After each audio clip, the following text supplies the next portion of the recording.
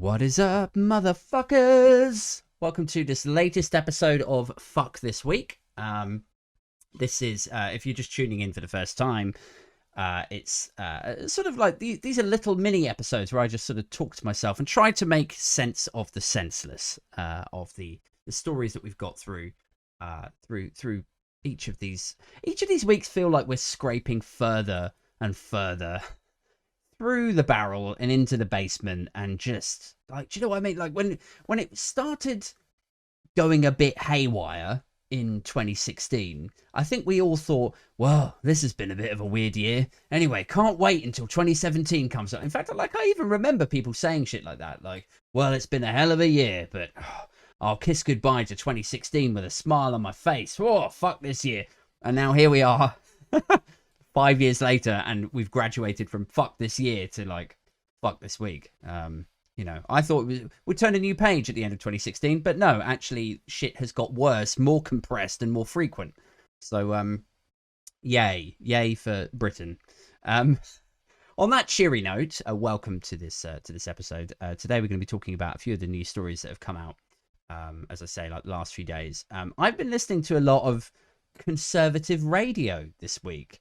You know, it's very important to broaden your horizons and to hear things from the other side, and, you know, get other people's point of view so as to enrich your understanding of not just the issues that people are talking about, but also where other people are coming from, to understand their idiocy on a deeper level. Like, it's fine to call people an idiot if they've been an idiot, but to understand where their idiocy is rooted from is the real challenge, and that was the challenge I set myself at the beginning of the week. So I've been listening to Julia Hartley-Brewer, and there's a guy on in the morning on TalkRadio called James Max, I think. I tried to get through to him this morning, and I got through to the switchboard, but I didn't get on because I'll talk about that in a minute. But it's nothing too salacious. It's just a legal thing. I couldn't really name the company that I wanted to talk about, and without naming them, then my point of view it wouldn't have made any sense. So I didn't get on. But be that as it may, I've been listening to Talk Radio and marveling at the cretiny, the relentless, steadfast cretiny that they willfully wheel out every morning. It's really quite something. I mean, to run a radio station and have a few idiots working for you, I imagine is quite annoying. I imagine that's what like being the controller of Radio 1 is like. You know, you're just surrounded by kids and like, oh yeah, I'll see you on my show tomorrow. Oh, can I put that person? Yeah. Oh, have you checked out this? Oh, it's straight in at number 2. I love this song. You know, secretly you're some 37-year-old Radio 1 controller going, oh, I fucking hate my life. I hate these kids. I just want to go to a Natalie Merchant gig. I don't want to be sat in here pretending I'm cool with the 24-year-old children hosting. How are 24-year-old children hosting national radio? What the fuck have I done with my life? You know, like that sort of vibe. I imagine running a radio station is quite frustrating. There's always going to be idiots. But to run a radio station whose USP appears to be, we have the idiots. Maybe it's a freak show. I don't know. Maybe it's like, some millionaire at the top around a circular table is invested in this thing. Like, let's see how many fucking dickheads we can get on the air before we lose our license. You know, is it a bet? Is it all just some cruel bet? So Julia Hartley-Brewer was on there this week. She was opining about she doesn't care about how many people die, how many people are hospitalized, how many people are riddled with long COVID. This poor woman was like on the phone to us saying, we might have to consider another lockdown if hospitalizations continue to soar, if people if the deaths go back up into the hundreds. The whole time this woman was talking, Julia Hartley-Brewer was like, I don't care. Like really callous non-journalism. She's not sat there listening to the argument. She's not asking for more information. Like, oh, that's an interesting perspective. How did you reach that conclusion? She's just like, I don't care. Me, personally, I don't give a fuck if your gran, sister, dad, and the person that cuts your hair, if they all snuff it from COVID, I want to have the freedom to swan about London, going to whatever weird satanic fucking underworld parties I go to drink virgin blood. Like, that is pretty much her thing. I mean, look, nobody's suggesting that she genuinely goes to underworld parties and drinks the blood of virgins. I mean, she probably does. She seems like the kind of person that she's just got that vibe.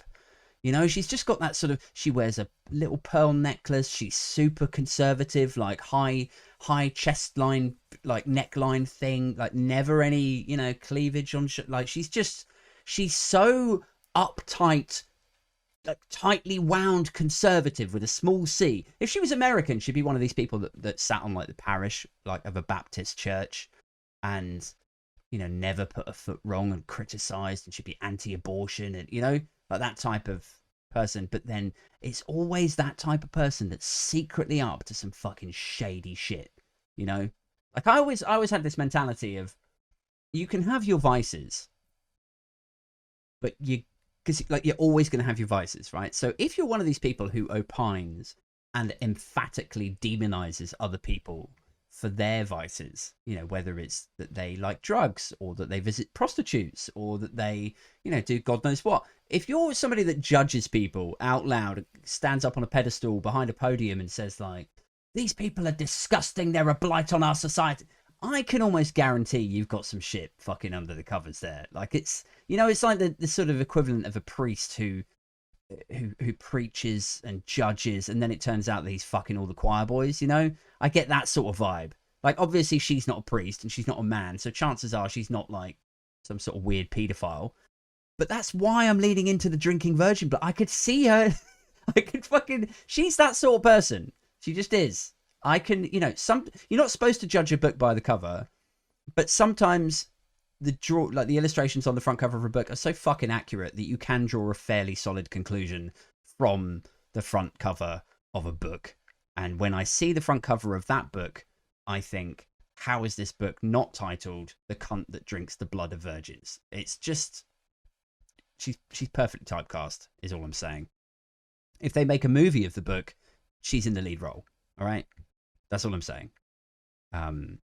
So I've been listening to Julia Hartley-Brewer, and yeah, she came off unsurprisingly just as callous as I had imagined she would do. You know, there's a lot of talk about shirking lockdown, a lot of talk about you know, her freedoms and libertarianism.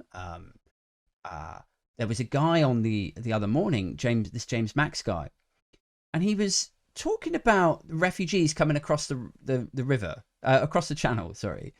And he was saying that for a huge majority of the British public, like he had a representative from Amnesty International. I don't think you can get nicer people than Amnesty International. And he has a rep from them on his show. And they're basically saying very cool-headedly, explaining to him why we have to take refugees in. And thank God that guy was on there and not me or any normal person, because any normal person who had to explain and re-explain and paraphrase and endlessly just say the same shit and explain stuff to people like this guy, like, yes, we have to take refugees. No, we can't back out of it. We've signed international agreements to say that we will do. They are legally binding. It's international law. No, it's not just us. It's France, Germany. Like the amount of refugees that we take in are dwarfed by the numbers that these other countries take in. So we're not just being saddled with loads of asylum seekers while everyone else just doesn't have to. Like, this guy was being really patient. He didn't have that tone at all. He was like, well, the thing is you know, we've signed these agreements, and you know, you could try to get the other countries to come to the table and renegotiate. You know, he's sort of being very measured and consultative about it and laying out the options. But ultimately, what he's doing is he's explaining why we have to offer safety, refuge to refugees, to this fucking talk radio host. And the talk radio host goes, well, you know, the majority of the British public are fed up with this. You know, they don't want any more economic migrants, and so what you're saying is that we just have to put up with it. And the guy from Amnesty International just goes, no, that's really not what I'm saying at all. I'm saying we've signed an international agreement. It is the legal thing that we have to do, and it's the moral thing that we have to do as well. You know, these people are not economic migrants. They're desperate. They're fleeing chaos and war, and oftentimes it's wars and chaos that we've created, so we have a responsibility. It's the moral and the legal thing to do. And then anyway, so once he's explained all this shit cool-headedly to this guy, then the host just goes, well, it's a view, I suppose. Like, I was just like, what the fuck are you talking about? It's a view. Like, you said to him, why do we have to take all these people? He's explained with clarity, perfect clarity, why we have to take these people and give them refuge, offer them a place to stay, make sure that they're safe and secure. And then you just, oh, well, it's a view. Like it was maybe a hair's breadth away from him saying like, oh, well, if you really say so, you know, it's like so petulant and non-intellectual, and you know, it's so the opposite of journalism. I think that's what gets me about this shit. It's like, you can be an opinionista, you can get on Twitter and fucking rant and rave about how you hate refugees or whatever, but to be given a show on national radio that's supposedly like, you know, news journalism, and then to just box up fact as like, oh well, if you know, well, like not even really acknowledging it, just like, go to the break, you know. It's like the same tone as like you or I would when you get to the end of an argument with your wife, you know, like she's just talked your head off and like made you realize how wrong you are, but you don't want to admit that you're, oh, whatever. It's like, oh, I don't know. It's so dismissive. I mean, it's the refugees that I feel the most sorry for, unsurprisingly, because what are we, like 2 or 3 weeks ago since the implosion of Afghanistan, and it was all over the news, and everyone felt so bad and so shaken by the news stories and the footage, people falling off planes, people desperate, people having to leave members of their own family just to be guaranteed that they could get somewhere else and be safe because, I don't know, they had been an interpreter or they had served as security on the British embassy or something. They just had to grab a bag and fuck off. And they're checking the Sun, they're checking Sky News. They're like, wow, this Britain place seems really friendly. Like, they're all really cut up and the polls are shifting and saying how much they love. And then after, what, 2-3 weeks has it taken? They fucking, you know, clamber across Europe or get off the plane or like go on a boat across the channel. They're like, I really think Britain's going to be really loving and compassionate for us. They get out at Dover. It's like, no, mate, fuck off. We were sad for you when you were over there.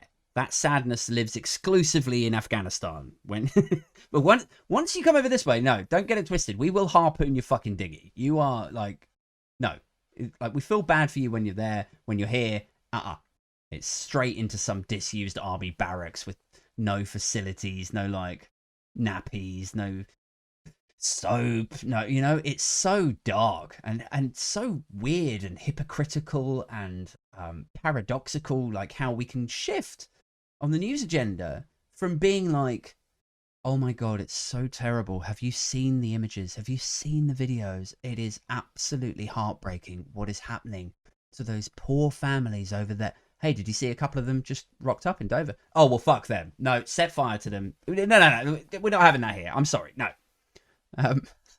It's so depressing.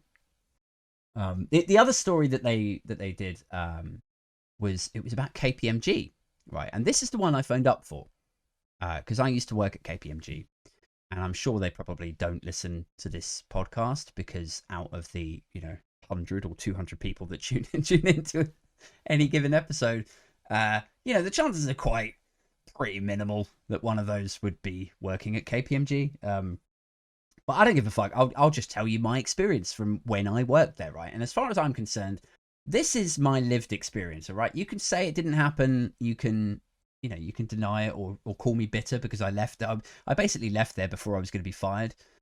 So you need to understand the full context, and that's fine. You believe what you like, but this is honestly, when people say, you just got to speak your truth.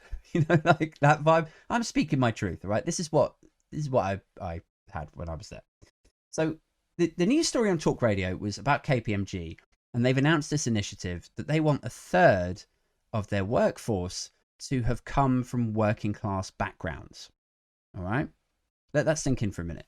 They want to mandate that 29 or 30% of their workforce should come from backgrounds where they can qualify that your mother or father or both had a job from this selected list of apparently working class jobs. So your dad would have to be a postman, or your mum would have to be a plumber, or like whatever. They've decided a few working class jobs, and this is their way of approaching classism, right? And so Talk Radio's angle on this, you would think from a news perspective, from a journalist's perspective, that what they would do is they would, it's an interesting story. So you can ask questions around it, right? You could say, how are you going to monitor this? Is this rooted in an embarrassment? Like, do you feel like KPMG are too white or too middle class? Or, is there other routes that you explored before you decided on this one? Is there a danger that by mandating this, you're going to lose out on the best candidates? Because that's a valid concern. What if you say, I have to have 30% working class? Well, what if you get another candidate after that who is perfect for your role? Are you going to say no? And then you end up with a substandard candidate and workforce that you then have to sell out to clients. It's like there's questions that you could ask around this journalistically. But what do you think the question was that they asked on Talk Radio? It's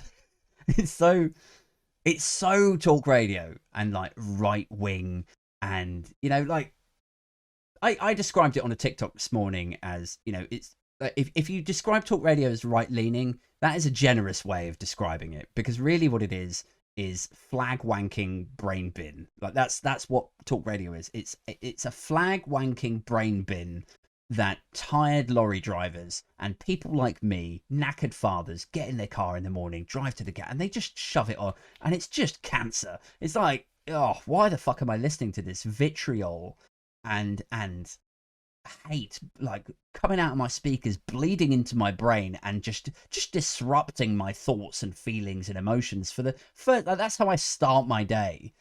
But anyway, the flag wanking brain bins angle of this was not any of the questions that I asked a minute ago. It was, is this reverse snobbery? Is trying to hire more working class people reverse snobbery?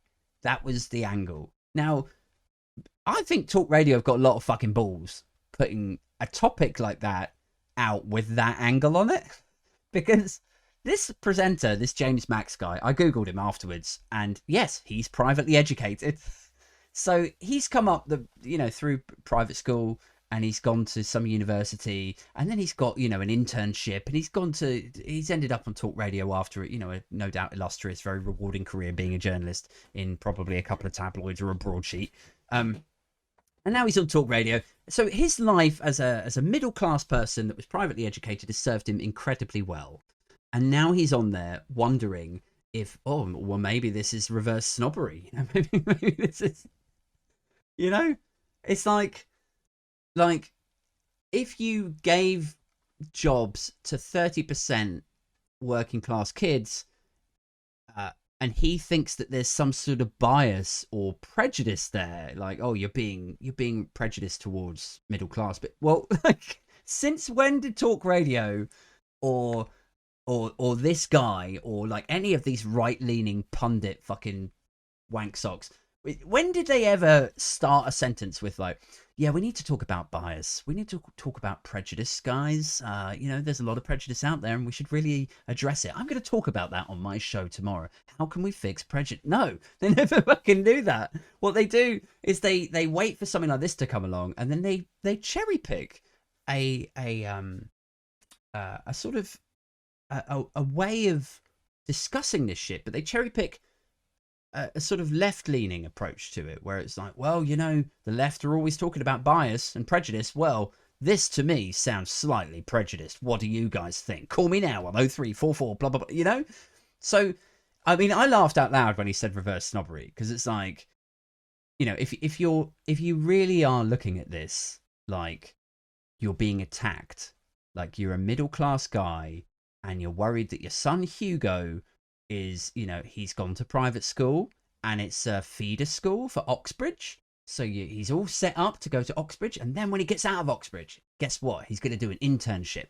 And a lot of the working class kids, they can't afford to do internships because they're fucking broke. But the middle class kids, the Oxbridge kids, their mums and dads are directors and fucking consultants and lawyers. And they pay for the kid to jump on the train every single day and go into the offices of the Times or the Telegraph or wherever, and they pay for their lunch every day, and then they're not starving and they can work their way up, and they get to meet people, and then they get hired as a junior researcher in the Sun or something. And that's how it works, and that's how it starts, and the cycle continues, right? And this guy sat in talk radio, privately educated, wondering about reverse snobbery, is actually worrying that his son going up those channels is going to be sidelined, is going to suffer from some sort of bias or prejudice setup.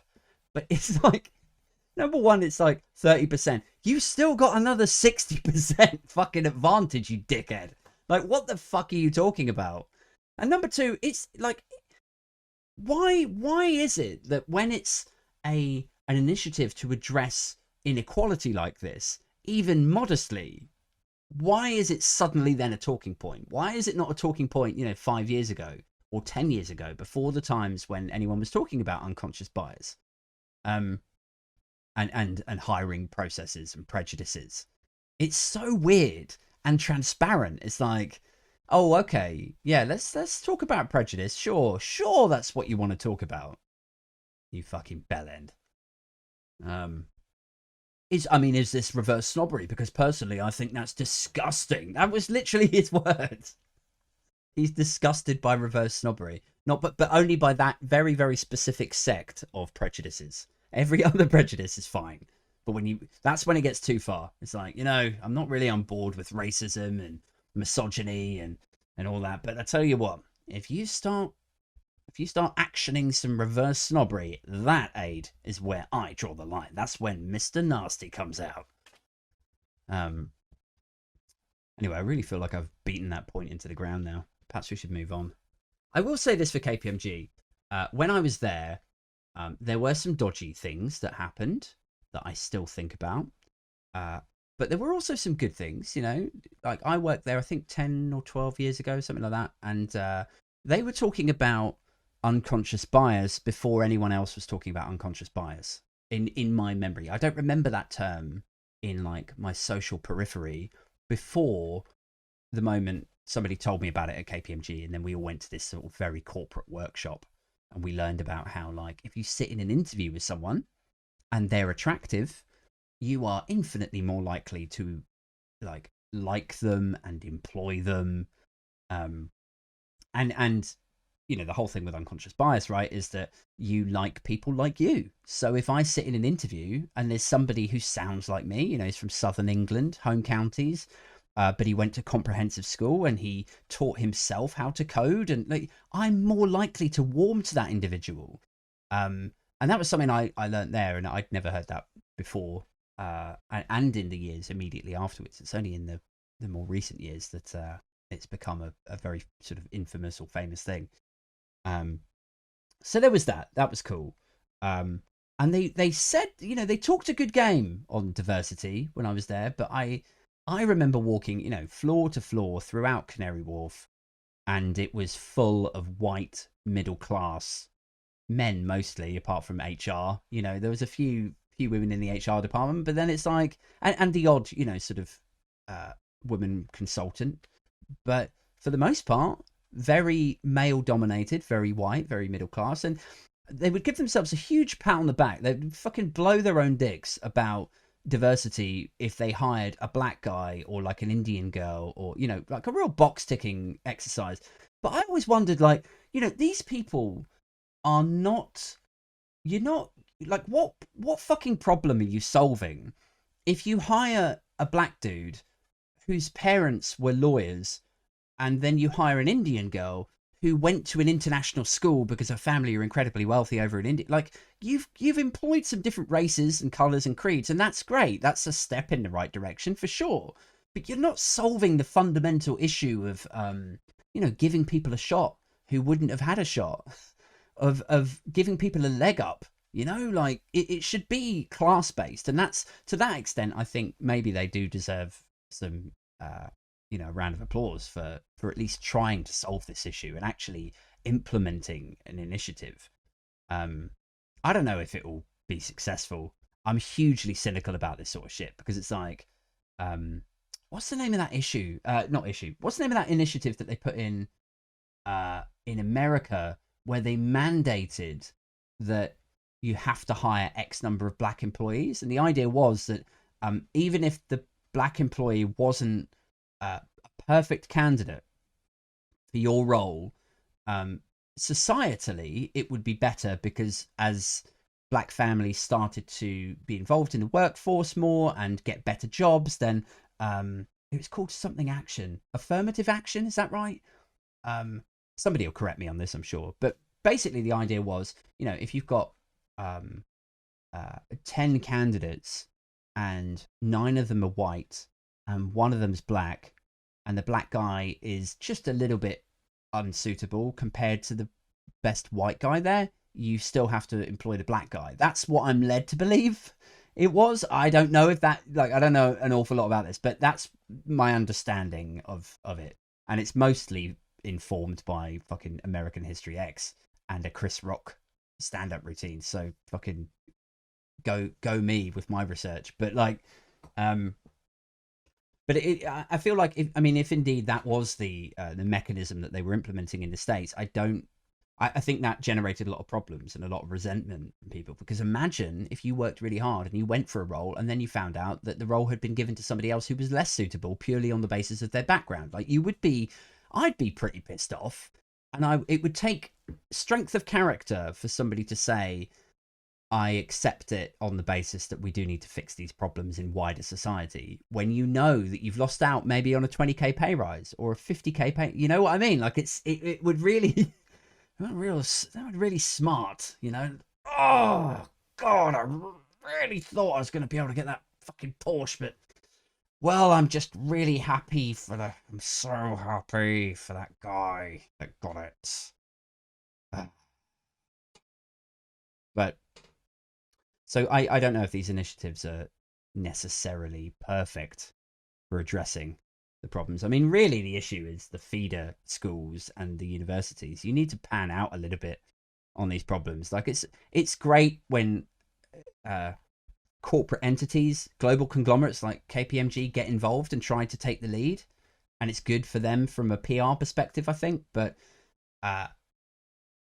really what you need is Oxbridge to stop fucking taking the majority of their pupils from like 2 or 3 like big private schools. You need them to just branch out and look at comprehensives across the country and lower the grades, or so, I don't know, like, but there has to be some way, or even just stop fucking like the BBC or like LBC or whoever from just having interns from like 2 or 3 universities. It's fucking stupid. Like, I accept that if you went to Oxford and you studied pure maths or something, you must be pretty clever.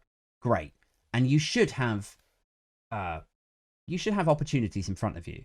But I refuse to believe that every guy that went through Oxbridge and then went into an internship at the Telegraph or the BBC or Sky, that they are better suited, or that they have some intellectual superiority over somebody that just went to a comprehensive, went to a shit university and came out and then could actually go to that internship and perform just as well, if not better. Like, I don't think there's a massive link between studying pure maths or history or politics at Oxbridge and being an amazing journalist or being an amazing software engineer. Or do you know what I mean? Like, I think most people, if you put them in the right environment with an encouraging team leader or boss or whatever, I think they could make the best of it.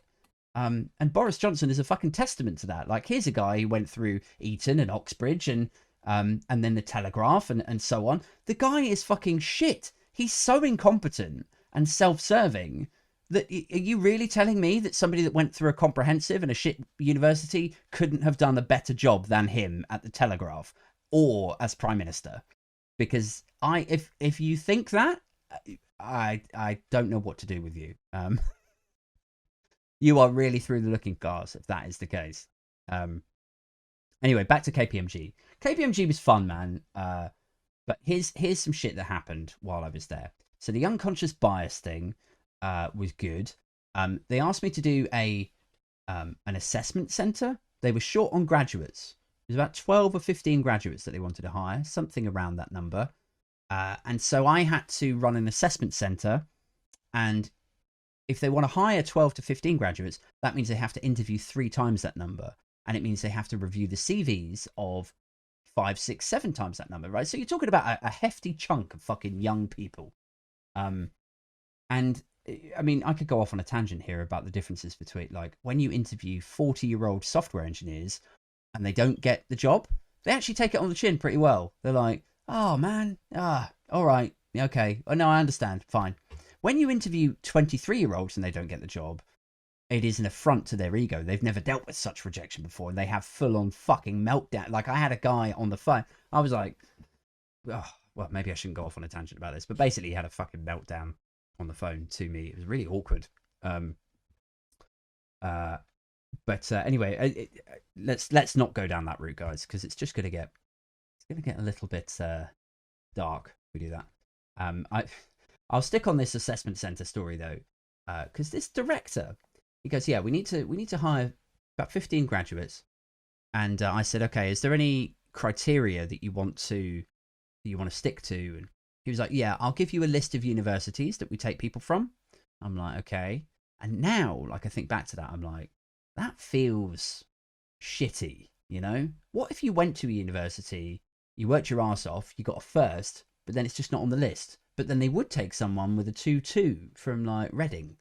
Or, yeah, I don't know. There's something about that just irks me. And then he said the thing that's really stuck in my mind ever since. He said, yeah, want to sort of even mix men and women, but I don't want anyone over the age of like 27, 28. I was like, what? And he goes, yeah, I just think it says something about somebody if they haven't got their shit together by the time they're 30. And I'm like, this guy's a director and he's telling me this shit. And I'm just some, actually the irony is, now I think about it, I think I was 26 and I was just in this dead end shit recruitment job, taking feedback from people and scheduling interviews. And he's just like sat there telling me with a straight face, oh, if you haven't got your shit together by, late 20s, 30s, I don't know, may as well fucking seal you in a barrel and roll you off a pier. You fucking failure. Your father must be really disappointed in you, Aid. Now schedule these interviews. Like, all right, I'm sorry. I'm really sorry. I'll do it for you, Dad. I mean, director, matey. So yeah, he didn't want to consider any graduates over the age of 28. And like now I think back to it, and it even bothers me more now because I've just mentioned I didn't really have my shit together then, certainly, but it was only when I was 35 that I really started thinking, oh fuck, I actually need to sort my shit out. And I started training, and I started waking up in the morning and 4 a.m. doing tutorials, blah blah blah.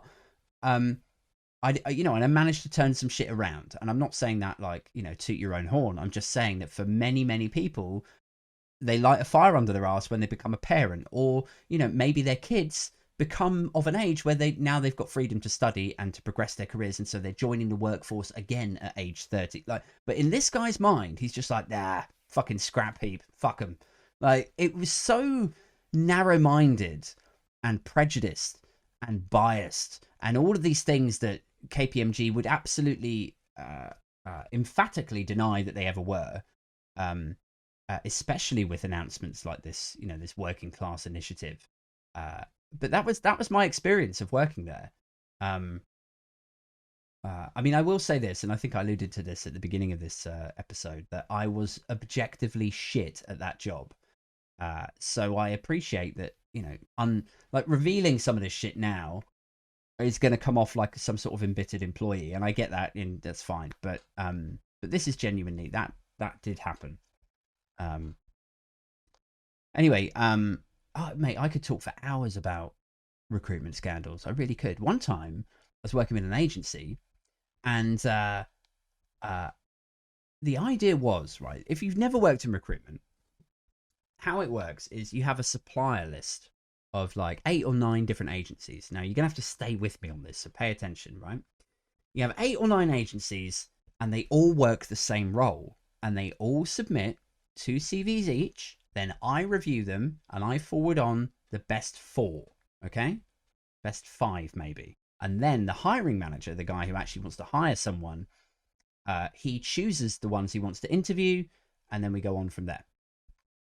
Now, because everybody gets the role at the same time, it's fair in theory. In reality, what happens is agency A take the manager out for drinks. And then they go, oh, this has been really fun, John Smith. We should do this again sometime. Then they take John Smith out for the weekend to Ibiza or something. Oh, bit of a burp there. And then, you know, they take him on a yacht. And maybe they pummel him full of cocaine or hookers or whatever it is that they do to corporately charm him, to bribe him, right? Let's just call it a bribe. And in return, he says, yeah, you know, I'm going to be hiring a few developers. You guys, you can have it exclusively if you want. Like, so he gives them a heads up, gives them the CVs, not the CVs, the job specs. And then these guys go out. And here's what happened, right? Agency A go out into the market and they cover off every single Java developer in London for this role ahead of time before the role's been released. They go out, anyone that's free or looking or I don't know, whatever, like they phone them up and they go, yeah, has anyone spoken to you about a job at NUF Bank or whatever, right?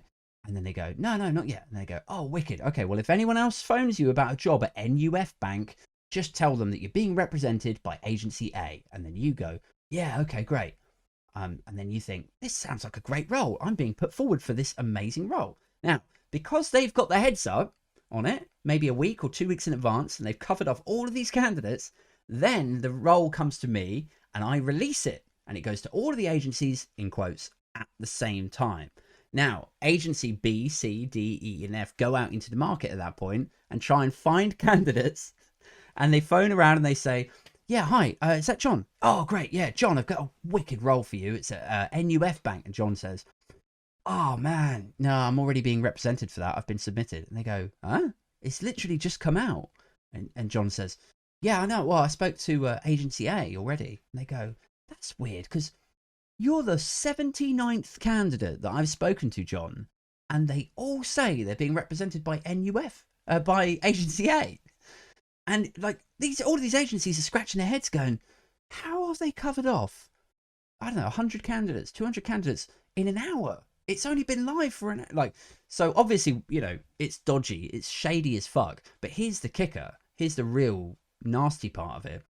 Because agency A can only submit 2 CVs or 3 CVs or maybe 4 CVs if someone like me is in a really good mood. The other 96 people that they spoke to on the phone to say, just tell them that you're being represented by agency A. Those other 96 people never had a chance. So even though they think that they're being submitted for this amazing role that they've been covered off for, they don't even get submitted. They get thrown straight in the bin. They're just being covered off to remove them from the periphery of the other agencies. It's so cunty. It's like when record companies, right? I studied music industry management, so I know a little bit about this at university. Speaking of shit universities a minute ago, let's just say I would never be asked to join the internship at the Telegraph. All right, I'm confident of that. Quick swig of beer. So it's the same approach that recruitment agencies do as record labels. When somebody told me that this is what record labels do. They will get band A, and let's say band A are a new metal act, right? So singer's got dreadlocks, they've got a turntablist, but they're also like really metally rock guitars. And then they got a rapper sometimes, but then the singer does like heavy metal singing, right? So you get the idea. Like Korn. Let's say it's like Korn. And then another band comes out, and the second band also have a singer with dreadlocks, also have a turntablist, and a rapper. They got totally different songs, and they don't even really sound like band A, but they are a bit similar to them. So here's what the record label do that's really cunty. They sign band B just to remove them from the equation. And then they go, yeah, we love your stuff. Here's a contract, 5-album deal or whatever. Sign here. And then they go, oh my God, we're going to make it. We've just been signed by Sony, or we've just been signed by V2 Records or something. And then meanwhile, band A released their album, go on to be big things and, you know, have a couple of hits. And then band B are like, are we going to release a single or what? And they're like, yeah, like, it's coming. Don't worry. Just sit tight. And we're like, oh, it's really boring. You know, just hanging out, not even really gigging anymore. This is really, I don't know why they've signed us, because we're not really doing anything. And then suddenly it dawns on them, they're like, they've just fucking signed us to remove us so that band A, and then they go, we'll change the direction. We don't really need a band like this anymore. I'm sorry, guys. Off you go. Like that, like they fuck them over so brutally that band could have had a smash hit single in the time. What do I sound like? Fucking like a smash hit single. But they could have had a hit and an album to boot, but they were removed. They were silenced. So they wouldn't be competition. And that's exactly what these fucking agencies did. Or this one particular agency who I probably should not name. Anyway, let's move on. What else has happened this week? The NI hike. That was a massive news story, right? Do you know what? It's been such a fucking political earthquake, that story. And also it's been really fucking funny for people like me, because I like sometimes people, when they follow my TikToks and they ask me questions in the comments and occasionally on YouTube, there's this idea, this perception that I'm some sort of wannabe serious journalist, and ultimately I'm really a piss taker at heart.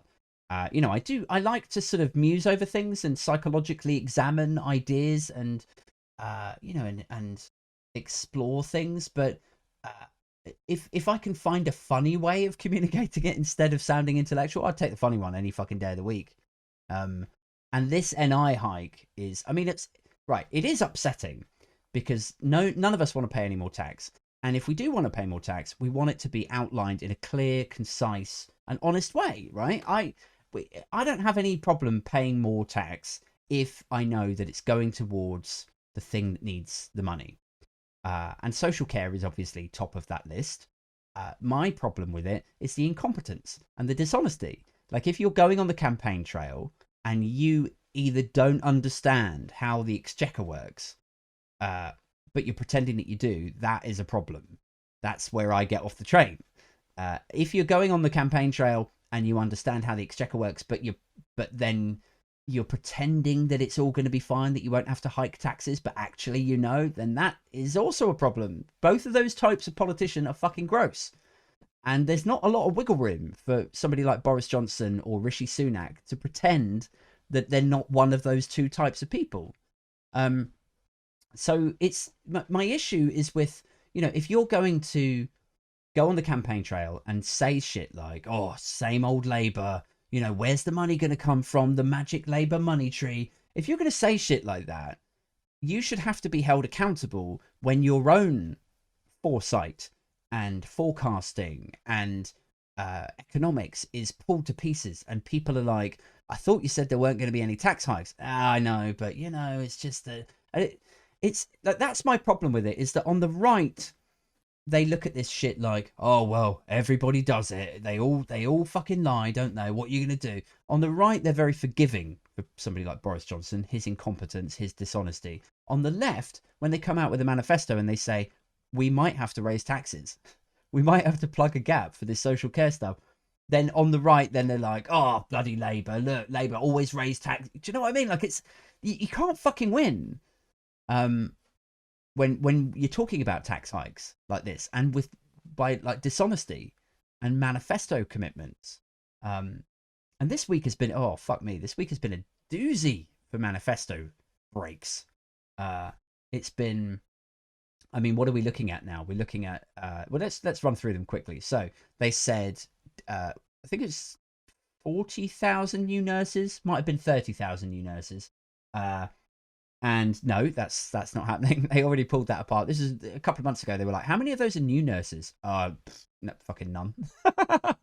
It's the same as like the police. They're like 20,000 new police officers. Oh, really? Okay. Do you mean like on top of where we were in 2012? Because it feels like you hacked away 20,000 and now you're committing to adding 20,000. So are we going to be up at all? No. So there's no new nurses, no new policemen. 50 new hospitals we're going to build. Oh, like, so 50 big brand new hospitals? No, just, it's a little NHS walk-in centre, actually. Oh, right. What about that one over there? Oh, that's a car park in a hospital. Yeah, we're expanding it. Like, where the fuck do they get off with these definitions? Like, it's so weird and disingenuous that it's just you're allowed to lie like this. I don't know if it's like, is it that I'm getting older and I'm more exposed to it now, or that I care more about politics, or has it always been like this? Have politicians been this flagrant and shit and dishonest? Because it feels like it's got way worse. I don't remember politicians lying so shamelessly like this back in the Blair years, but then I was a lot younger then, and I was a lot more distracted by beer and vagina. So yeah, so there's the police, the nurses, the hospitals. Then there was the triple lock pension, which was designed to keep in step with inflation. So your grand's pension would go up in line with inflation every year, so that oldies wouldn't get financially broke. That's gone because there's been an inflation problem the last year. So rather than grappling hold of the inflation problem, they're like, oh, I've ditched the fucking triple lock. That's way easier.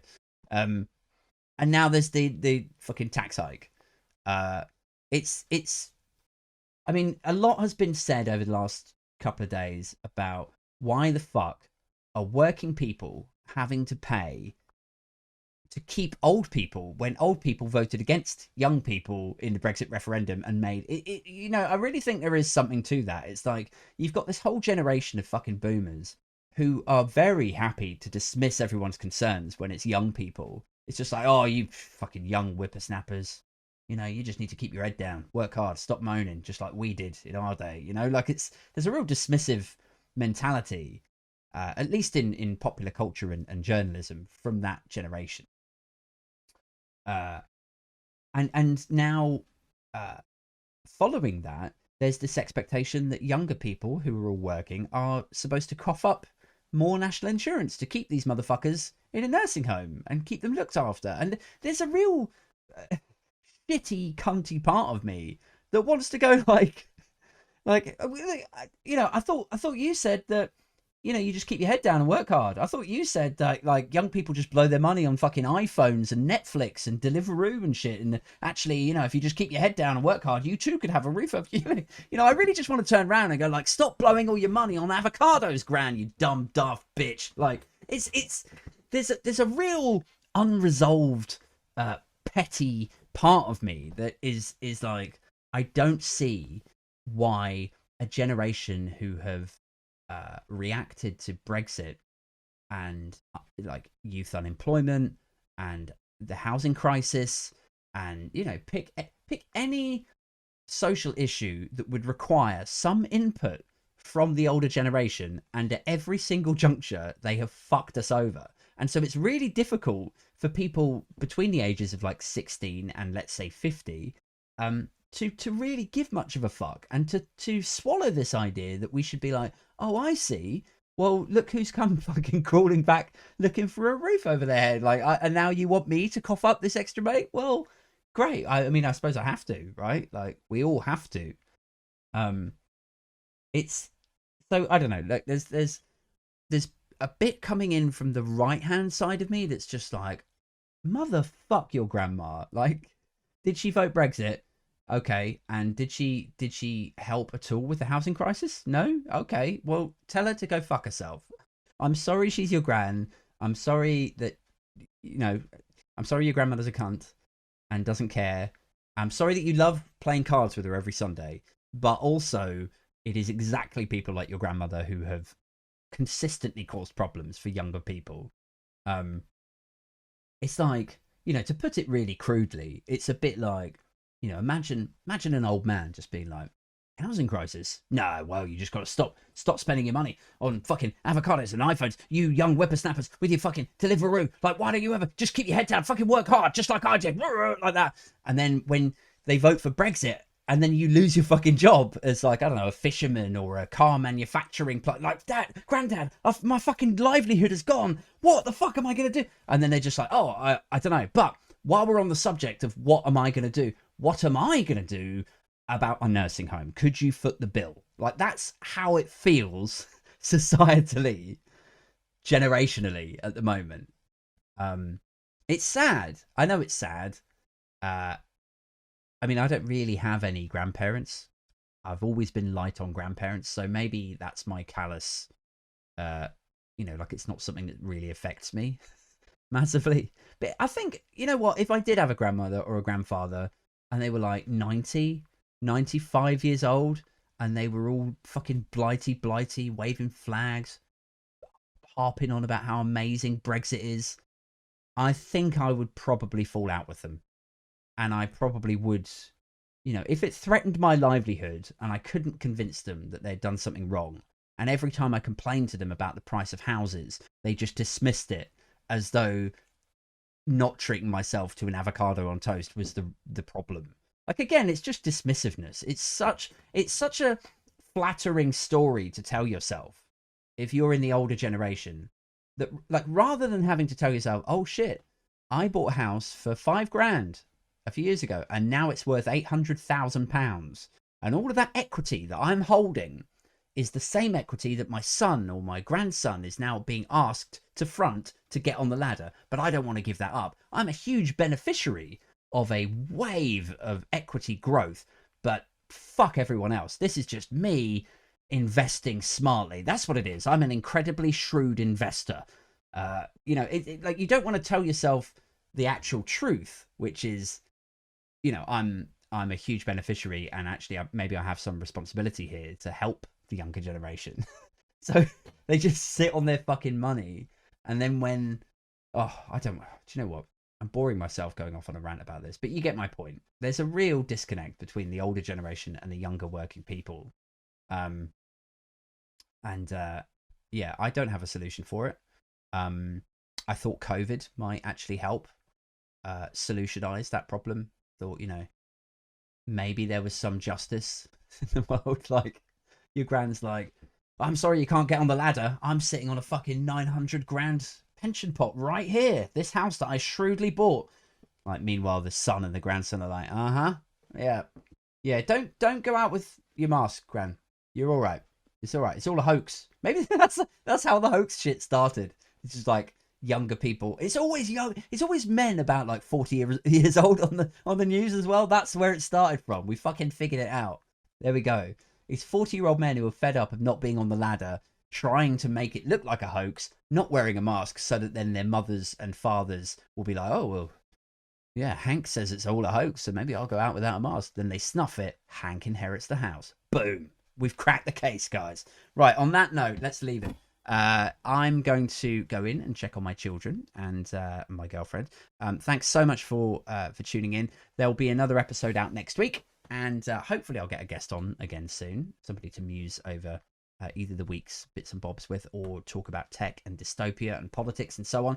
If you do enjoy this shit, make sure you like and subscribe. I've got a Patreon now, and I'm going to start releasing episodes first to Patreon supporters. So that's coming in the coming weeks, and I will catch up with you soon. Okay,